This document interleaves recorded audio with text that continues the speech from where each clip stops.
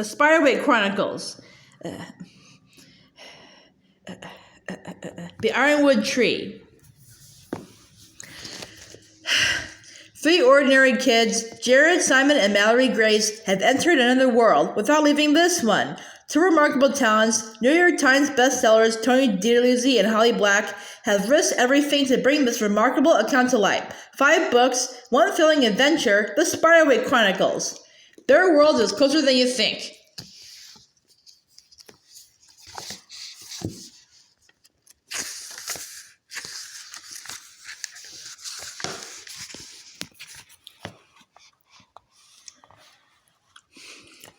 Behold, mortals, a beauty that will never fade.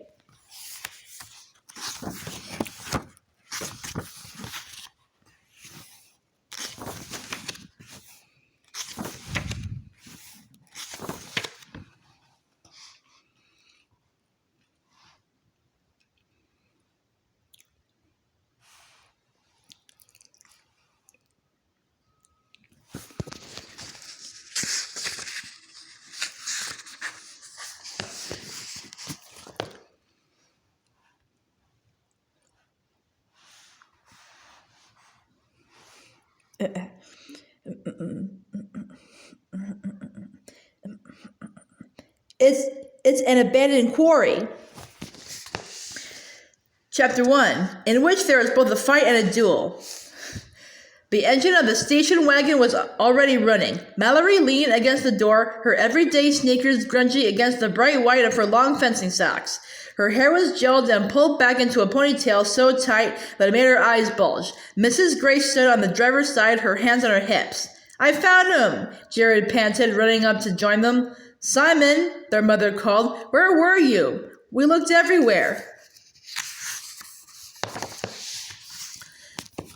"The carriage house," Simon said. "Taking care of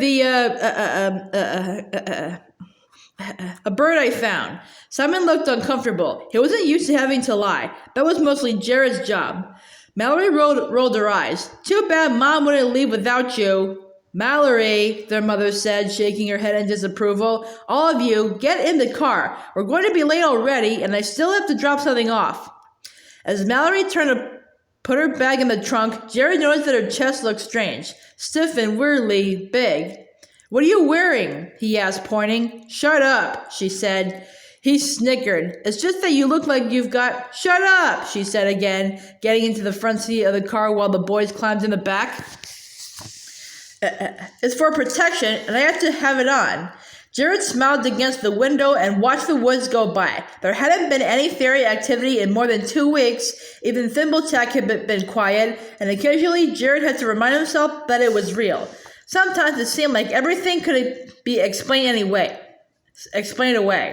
Even the burning water had been dismissed as simply being from a contaminated well. Until the old plumbing could be connected to a central line, they used gallons of supermarket water without Mom thinking it was strange. But there was Simon's Griffin, and that couldn't be explained by anything but Arthur's Field Guide. "Stop chewing on your ponytail," their mother said to Mallory. "What is making you so jittery? Is this new team really that good?" Chris the captain. "I'm fine," Mallory said. Back in New York, she'd fenced in sweatpants and a team jacket chosen from a pile. There had been a guy who would hold up his hand on your side if you had scored. But at the new school, fencers wore real uniforms and had electric rapiers wired to a scoring machine that flashed lights when someone got hit. Jared thought that was enough to make anyone jumpy. Apparently, their mother had another explanation. "It's that boy, isn't it? The one you were talking to on Wednesday when I picked you up." "What boy?" Simon asked from the back seat, already starting to laugh. "Be quiet," said their mother, but she answered anyway. "Chris, the fencing captain. He's the captain, isn't he?"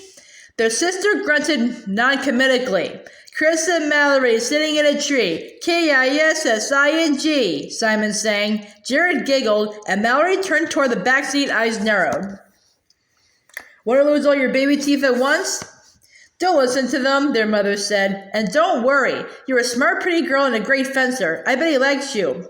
"Mom," Mallory groaned and sank lower in the front seat. Their mother stopped at the library where she worked, dropped off some paperwork, and returned to the idling car, somewhat out of breath.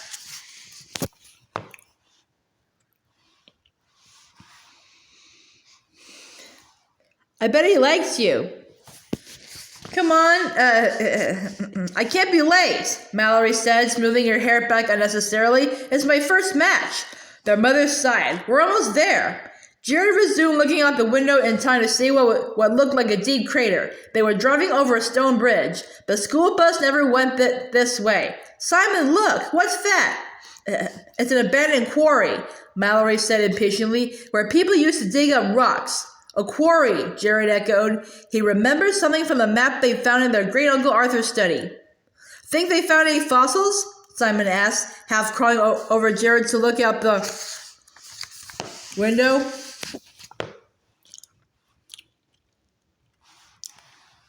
I wonder what dinosaurs lived in this area. Their mother was already pulling the cart into the school parking lot. She didn't answer.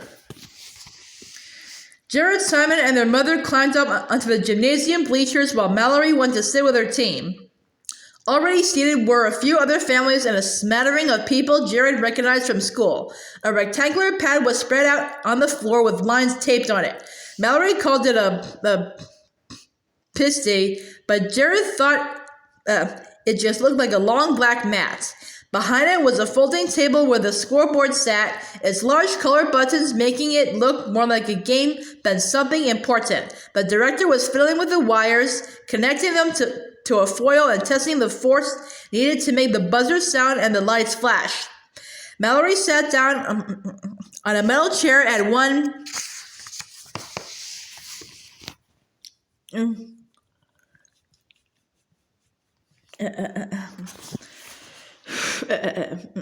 ended the pisty and started unpacking her bag. Chris squatted down to talk with Mallory. The other team milled around the opposite end. All the uniforms were so white they made Jared's eyes hurt. Finally, the director announced it was time for the first bout. He called two fencers up and made each of them strap a small receiver to the back of their pants, then attach cord to their foils. It all looked so professional. As the fencers began, Jared tried to recall what Mallory had said about the flashing lights, but he couldn't. This is stupid. I like fencing better without all this junk, Jared said to no one in particular. 2 matches later, Jared had figured out that the colored lights meant that the hit was good, but the white light meant that the hit didn't count. Only hits in the chest counted. Which was dumb, really. Jared had always thought. Getting hit in the leg hurt plenty, and Jared had practiced with Mallory enough to know. Finally, Mallory was called to the mat. Her opponent, a tall boy called Daniel something or other, snickered as he put on his mask. He obviously had no idea what was coming. Jared elbowed Simon as his brother put a pretzel into his mouth. He's going to get it. Ow, said Simon. Cut it out. Mallory's ponytail bounced as she advanced. Her sword struck Daniel hard in the chest before he could parry. The director raised one hand, and the scoreboard lit up with a point for Mallory. Jared grinned. Their mother was craning her whole body forward as if there was something to hear other than the clang of thin metal blades locked in the pattern of attack, parry, and riposte. Daniel lunged desperately, too upset to control his advance. Mallory countered, turning her defense into an attack and scoring another point.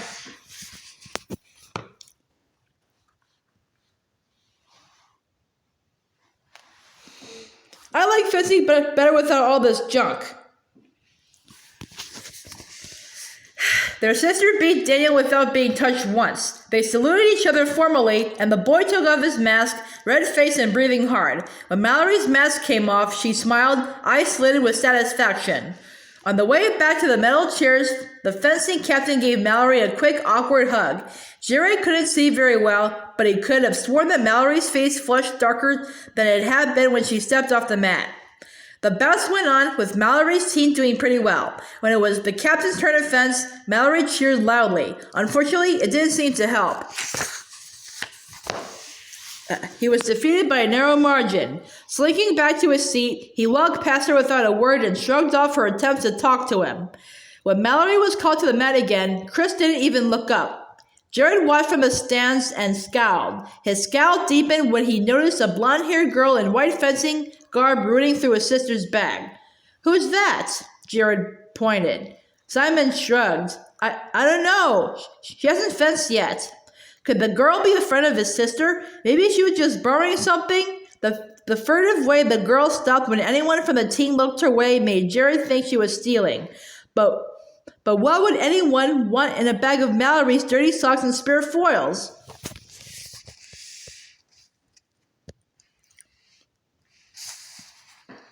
Clang of thin metal blades.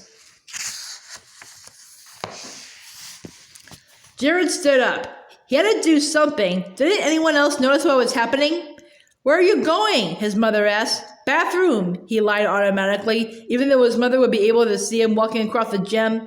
He wished he could tell her the truth, but she would have made up some excuse for the girl. She thought the best of everyone except him. Jared climbed down the bleachers and, staying close to the wall, crossed the court to where the girl was still rummaging.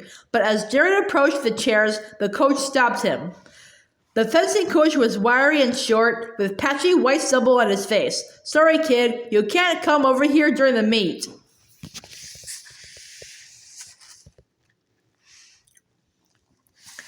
The coach stopped him.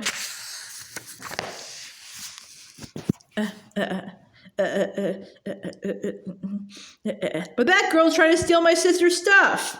The coach turned. "Who?" As Jared swung around to point her out, though, he realized that she disappeared. He fumbled for an explanation. "I don't know who she is. She hasn't fenced yet." "Everybody's fenced, kid. I think you better go back to your seat."